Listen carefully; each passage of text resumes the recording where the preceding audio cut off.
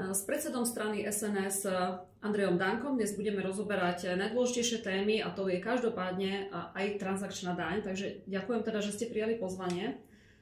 Ďakujem aj ja. Pozdravujem vašich poslucháčov. Už začínajú prvé chaosy ohľadom tej dane. Prvý rozpor bol už aj s ministrom financií Ladislavom Kamenickým.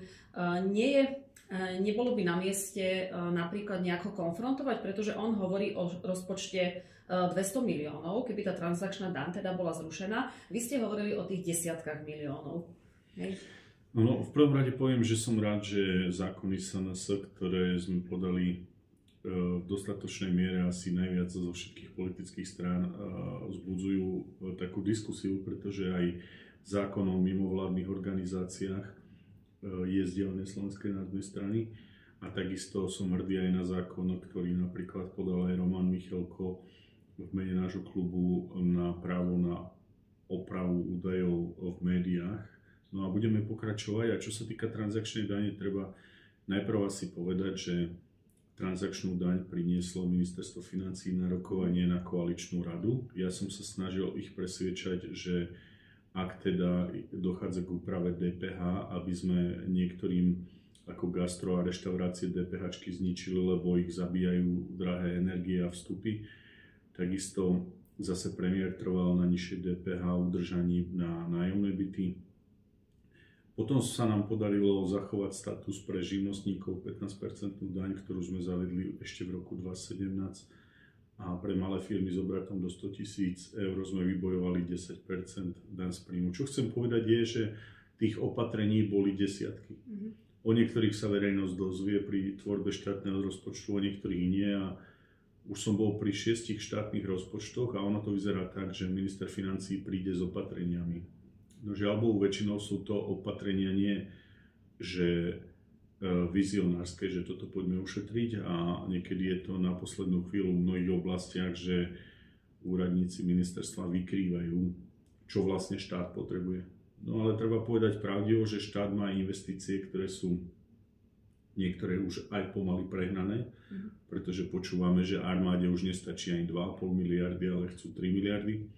Potom tu máme nečakané veci ako zdvíhanie platov lekárom, a zabudneme na zdravotné sestry zase, potom je tlak učiteľov, štátnej správy, potom prišiel Erik Tomáš s úplne nesystémovým 13. dôchodkom. Treba povedať, že SNS zdvihla minimálny dôchodok dôchodcom historicky a my nemáme problém s 13. dôchodkom, ale pýtali sme sa Erika Tomáša, z čoho štát bude mať každý rok pri náraste 13. dôchodkov, vám treba každý rok o 100 miliónov viac.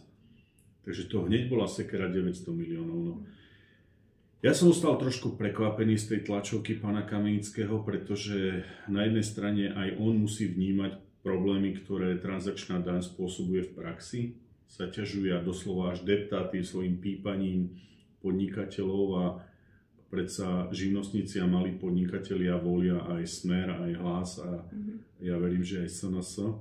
Takže sme sa snažili najprv potichu mu povedať, hoď som už na to upozornil v otvorenom liste premiérovi vo februári, však z toho sa to zaviedlo, že je to hlúpa daň, že jednoducho treba s tým niečo robiť. Ako právnik vám poviem množstvo problémov, ktoré sme ho upozornili pri tejto dani. Pretože jedna vec je, že sme my nemohli sa rozbiť rozpočet. My sme museli podporiť návrhy ministra financií a on nemôže dneska hovoriť, že to nebolo z dielne Smeru. A preto nechápem aj tvrdohlavosť Roberta Fica, lebo treba povedať, že my už od marca hovoríme niektoré veci a príklad. Ak podnikateľ platí výplaty, prečo by z toho mal platiť transakčnú daň? Ak platí niektoré dane, odvody, prečo by z toho mal platiť daň? Potom ministerstvo financií stále hovorí o tom, že kde ušetriť. My hovoríme napríklad o modele pri DPH, kde máme únik takmer 1,5 miliardy a včera som aj na tlačovke vysvetľoval, že aké riešenie v oblasti DPH sa dá na úsporu týchto zlodejstiev. Napríklad je aj problém, aký je vzťah banky a súkromného sektoru alebo banky a štátu. Podľa mňa nie sú dobre definované pozície daňovníkov a dneska každý deň sa objavujú dokonca už analýzy, ktoré hovoria, že podnikatelia budú žalovať štát o vrátenie transakčnej dane. Poďalšie, je to nespravodlivé k niektorým zahraničným firmám, ktoré nepodliehajú transakčnej dane. Takže my sme chceli veľmi potichu najprv ministrovi povedať, že poďme to riešiť.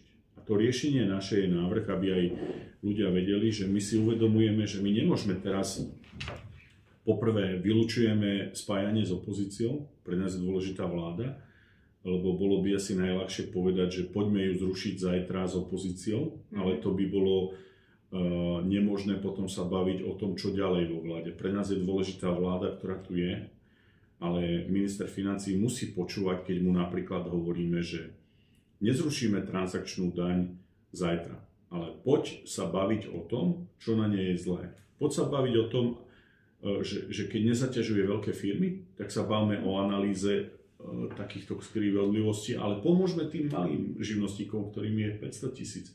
A čo sa týka výpadku štátneho rozpočtu, ja vám poviem. Tak keď oni hovoria, že najprv nám povedali, že u živnostníkov je to na celý rok 70 miliónov. A treba povedať, poviem tu exkluzívne tu, že u firiem do 100 000 eur nám povedali úradníci z ministerstva, že to nevedia vyčísliť, koľko je výpadok. A včera mi povie minister financií na tlačovke, že je to zhruba 200 miliónov. Ja vám poviem, že tak ako je tých 700 miliónov predpokladaných, pretože nie je možné vyčísliť túto transakčnú daň, pretože nemá ministerstvo financií také dáta, že koľko transakcií sa deje v tých bankách.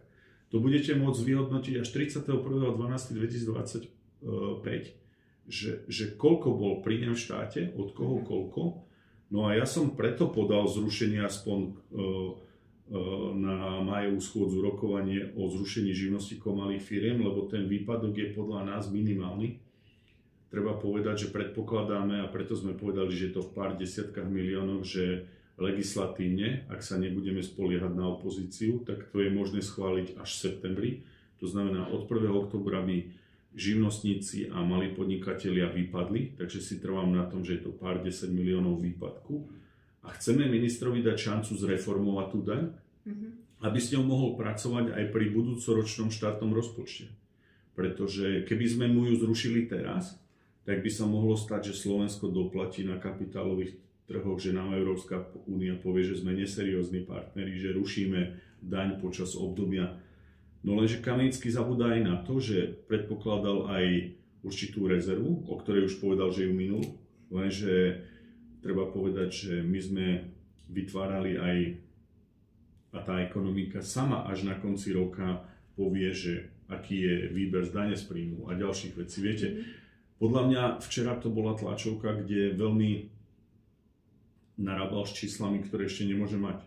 Ako môžete vy predpokladať niečo v roku 2025? Vy reálne môžete povedať nejaký odhad, ale až budúcnosť ukáže, či mal pravdu Kamenický alebo Danko. Ale ukončím to asi tým, že hľadáme pochopenie a porozumenie v koalícii. Hovoril som aj s prezidentom Slovenskej republiky, hovoril som aj so Štokkom, ktorý to ešte teraz stále odmieta. Snažil som sa rozprávať s Robertom Ficom, ale bol na zahraničných cestách, takže opakovane som telefonoval aj Lacovi Kamenickému, jeden týždeň bol v Číne, dneska som ešte nemal šťastie s ním rozprávať. Ja vás chcem ubezpečiť, že mne o nič iné nejde, len o to, aby sa odbremenili ľudia od transakčnej dane a neublížilo to aj štátu.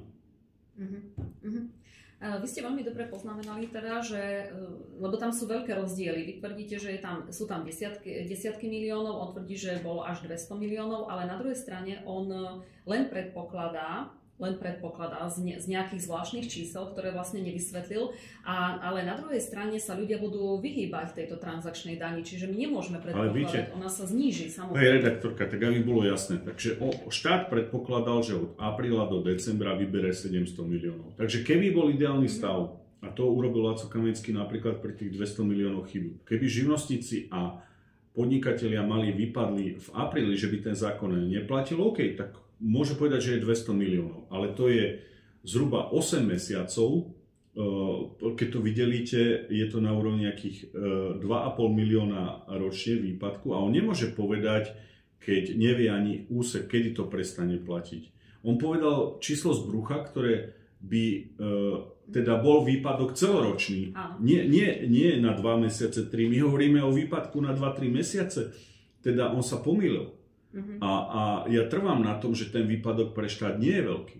Ale trvám aj na tom, že ak Kamenský chce prísť novými záťažmi na ľudí, tak musí ukázať, kde ide šetriť, musí ukazovať nové reformné veci a musí aj túto transakčnú daň opraviť.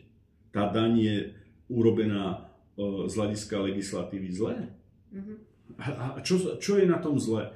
To, že sa urazil, alebo že to vnímajú zlé a že verejnosť na to tlačí, ja vám poviem sám, že čo sa čudujú aj tej verejnosti, keď dneska banka im v kuse pípaním oznamuje, že im bere peniaze.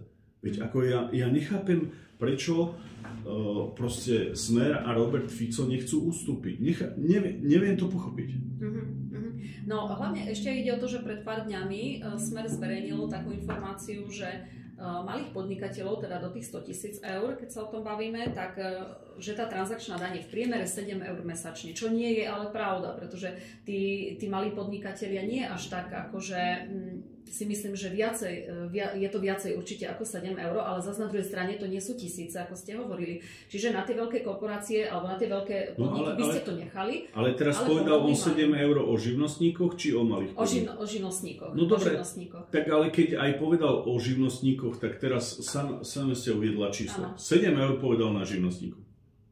Živnostníkov je 500 000. To znamená, že 7 eur krát 500 000 je 200 miliónov? To nie je 200 miliónov, veď práve preto áno. A keby som aj do toho mal ešte prijať malých podnikateľov, ktorí hovoria, že je s obratom do 100 000 eur, 22 000 ľudí, stále sme ďaleko od 200 miliónov. Takže ak Kamenský na jednej strane tvrdí, že 7 eur berú živnostníkov, tak len u živnostníkov sa bavíme o výpadku na úrovni pár miliónov, desiatok miliónov. Akože o čom to rozprávajú? No. A to je presne to, že oni strieľajú veci. Ja som s nimi zažil 6 rozpočtov, riešil som od poukazov daňových vecí. Samozrejme, že aj tam sú ľudia a úradníci, ale nemôže mi nikto povedať, že my strieľame. Oni strieľajú pri mnohých analýzach čísla dopredu, o ktorých nemôžu vedieť. Ten život je úplne iný. Že to by bolo možno, že dobre ministra financií takto nejak konfrontovať, ale vysvetlil, lebo on nevysvetlil, kde tie veci Mám pocit, že včera to bolo zmes politického tlaku, nepochopenia tej našej požiadavky. Preto ja som aj urobil jednu tlačovku po jeho tlačovke, kde som to ešte raz vysvetľoval, že chápeme aj jeho pozíciu, že aj mu dávam úctu, ale na druhej strane my takisto tu nie sme žiadni hlúpaci. Ako sami ľudia, keď sa dozvedia, že on povie, že živnostníkov je po 7 eur to stojí a živnostníkov je 500 000, tak každý si vie vyrátať 500 000 krát 7. No samozrejme. Dobre, a ešte máme my vôbec nejaké záruky, že tá transakčná daň pôjde tam, kde má, alebo respektíve čo s tými peniazmi bude ďalej? Viete čo, to je ďalšia téma, že samozrejme, že ten štát je obrovský kolos a ja som vždy čakal, aj čakám, že napríklad aj pri tvorbe lebo ako sa tvorí aj ďalší štátny rozpočet? Znova len mám avizované, že nám predložia 20 opatrení. Tak dobre, ale tak nám ukážte, kde je náraz potreby štátnych peňazí. Prečo?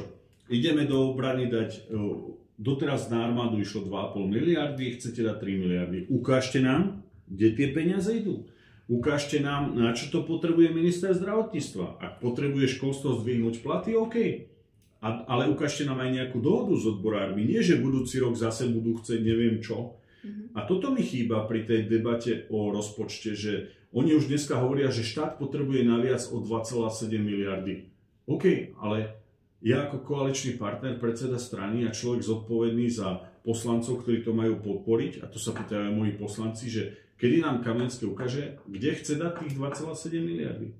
My naozaj dneska reálne nevieme, že kde ich chce on adresne dať. A to sú ako veci, o ktorých sa asi musíme už aj takto verejne baviť, pretože ja som v nemom úžase ustal aj včera z tých argumentácií. Tam sme minuli 100 miliónov, tam 200, tam a na konci dňa ten človek zodpovedný je vždy len predseda tej politickej strany, ktorý v komunikácii vo voľbách, viete, tu je Smer, Hlas, SNS, Republika môžu byť individuálni politici, jak bol aj medzi nami Rudo Huliak, ale ľudia vždy vo voľbách vyberajú stranu. A ja ako predseda politickej strany, čo mám povedať dneska našim voličom, ktorých aj máme a chceme získať, že my k tomuto nič nepovieme? Že budeme len ticho a keď Smer povie, otvorme druhý pilier nabitý, alebo Smer povie, že treba ďalších 500 miliónov na ministerstvo obrany a my tu budeme len stláčať gombík? Tak to sme tu ani nemuseli ísť potom. Transparentné účty by sme hlavne potrebovali aj, čo sa týka financí na Ukrajinu. To by, tam by ale to bolo tiež veľmi zaujímavé. Druhá téma, veď si zoberte, že a to znova je, že ministerstvo, myslím, že dopravy, Ukrajincom sa ročne prepláca ubytovanie v objeme 40 miliónov. Keď som žiadal, že ukážte mi nejakú kontrolu ubytovacích zariadení, či tam tí Ukrajinci naozaj bývajú, doteraz som nedostal odpoveď. Druhá vec, Erika Tomáša sa pýtam, dal si analýzu tých nadácií, Sorosovej nadácie, vieš mi povedať, že či tie peniaze išli na pomoc Ukrajincom alebo na niekoho výplaty? Veď si zoberte, že tu máme naozaj desiatky až stovky miliónov, preto sa predložila zákon o mimovládnych organizáciách, ktoré jednoducho včera prišiel na balkón zastupovať Rizman, partner Čaputovej, a jednoducho, ktorí z toho žijú. Oni chránia svište, medvede, chránia Ukrajincov, bojujú s covidom a na konci dňa zisťujeme, že to úzka skupina ľudí, ktorá z toho žije. A hlavne ešte aj politicky sú činní. Jasné, že oni budú podporovať progresívcov a strany, ktoré jednoducho sú s nimi finančne napojené. Viete, nás SNS kontrolujú pomaly za každé euro. Audity. A tuto máme občianske združenia, ktoré robia politickú podporu politickým stranám. Dokonca sa potom pretransformujú. A keď na to dačo povieš, tak si zlý. Hneď ťa začnú útočiť, zosmiešňovať, kriminalizovať. A oni môžu cez nadácie občianske združenia robiť všetko. Ale ja sa pýtam, existuje nejaké občianske združenia nadácia, ktorá by bolo preukázané, že dostala peniaze z Ruska? Lebo všetci hovoria ruský špión. Ale máme tu evidentne, že sú tu nadácie združenia, ktoré dostávali zo Spojených štátov, z Anglicka, z Francúzska. A pre koho záujmy potom títo ľudia robia? A keď to povieš si zlý, tak ťa treba odstaviť, hej? A ja som ešte raz veľmi zvedavý, ako dopadne o 5. hlasovanie. Ja verím, že nájdeme tých 76 poslancov, že aby sa aspoň prvý krok na odkrytie finančných tokov občianskych združení a nadácií robil. Teraz bývalá prezidentka Zuzana Čaputová sa veľmi zastala týchto nadácií a občianských, však to je samozrejme. Počúvajte, Čaputová 2019, keď mi raz povedal na jednom stretnutí jeden, že ona bude prezidentka a ja som bol v prieskumoch druhý a cítil som ten tlak tých občianskych združení, nadácií, zosmiešňovanie, kriminalizáciu. Veď Čaputová nikdy nič reálne nerobila. Nebola ani advokátka, stále sa len z týchto mimovládnych inštitúcií tvorila. Ináč som zvedavý na jej majetkové priznanie. A pozrite si to aj vy, že koľko prizná za prednášky v Stanforde. No už len tam niekto potreboval Čaputovú. Ja vám hovorím, že jej tam odpálili peniaze, ktoré jednoducho bude deklarovať. Verím, že ich zdeklaruje. A keď som sa jej verejne pýtal, koľko jej teda dali za prednášky tieto inštitúcie, tak doteraz povedala, že Danko zase otvára témy, ktoré nie sú dôležité. Ako Čaputovú mám v zuboch a budem mať v zuboch, pretože ona je presne ten produkt, ako z bubliny urobili prezidentku a bol som nešťastie pri tom, keď ešte som akože predseda Národnej rady musel prijať to, že zrazu Zuzana Čaputová, ktorá okrem iného samozrejme, že musí mať film na Netflixe, nevedela zdokladovať ani euro, z čoho vôbec tú kampaň robila. A vytvorili z bubliny prezidentku. To je presne systém práce nadácií. Minoritné, viete, hovorí sa, ešte de Gaulle hovoril, že konflikt je nutné zlo na ovládanie kolónií. A to používali aj starí Rímania. A presne tieto mimovládky a slnečkári, oni si nájdú minoritnú tému, Rómov, COVID, konfliktné témy. Toto podporujú, aby sa ľudia hádali. A keď sa národ háda, tak potom nechráni svoje národné záujmy, my sa tu vadíme a ovláda nás iný. A presne takto to robia všetky Sorosové systémy, že nájdú si mladých. A zrazu je nová skupina v súdnictve. Veď treba rozkladať súdnictvo, máme potom inštitúcie. Potom ich dajú do prokuratúry, potom ich dajú do polície. Proste rozkladanie štátu. toto je model, na základe ktorého potom títo ľudia vytvoria geniálnu generáciu politikov, ktorá v živote nič nerobila, iba sú tváričkami, ktoré keď prídu vládnu, to potom tým Američanom, Nemcom, Francúzom, oni im to potom vrátia. Však akože keď Soroša stála investícia na Slovensko o 10 miliónov za obdobie 10 rokov, tak mu to Odor takto vrátil 20 miliónami, nie? No. Tak ono logika nepustí, pretože Čaputová darmo sa zastáva tých nadácií, však samozrejme jej dali zarobiť, ale tí, čo nemajú čo skrývať, tak prečo by sa mali, o to ide. To sú jej donory, priatelia, z toho žije jej okolie. Jasné, že a pani Čaputová by sa veľmi potila, keby sa ukázali nejaké finančné toky, jak vôbec ona sa stala prezidentka. To ešte možno, že čakáme na to. Dobre, ešte teda posledná vec. Čo sa týka tých mimovládok, tak bol tam taký návrh, že nad 5 000 eur budú musieť dokladovať, ale nebude tam trebárs potom taký priestor, že urobia viacej buď tých združení alebo niečoho a trebárs, neviem, 100 platieb po 4900 eur, lebo otvára to aj takúto možnosť. Ja som sa snažil do poslednej chvíle, aby museli 3 roky dozadu účtovníctva otvoriť, lebo samozrejme, že ak príjmeme zákon, oni sa už naučia a budú to obchádzať. Ale aspoň nech sa už konečne nejaký zákon príjme. A budeme hľadať potom zase spôsob, kde to klamú, kde to mocú. Ja som sa snažil už minulý rok to presadiť. Chcel som, aby sa to týkalo kalendárneho roku ešte 2023-2024. Nepodarilo sa mi to. Dokonca nás Hlas presvedčal a nedovolil nám, že ak nepredložia účtovné závierky, aby ich ministerstvo mohlo zrušiť. Verte tomu, že SNS, a myslím, že dneska aj v Smere nie je problém s tým tlakom na mimovládky, ale vidím v Hlase, že to trošku zjemňujú.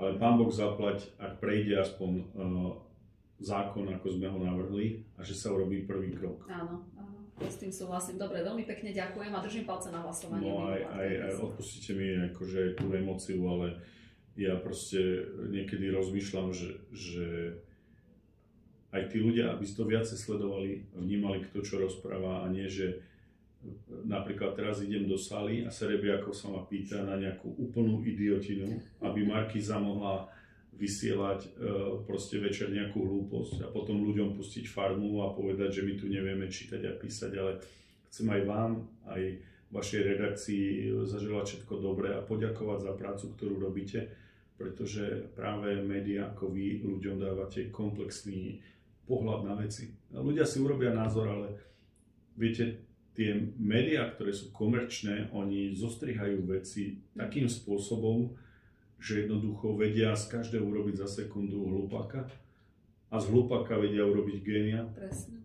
Takže ja budem stále hovoriť, že Pán Boh zaplať za médiá, ako ste vy a nech sa vám darí takisto. Ďakujem pekne.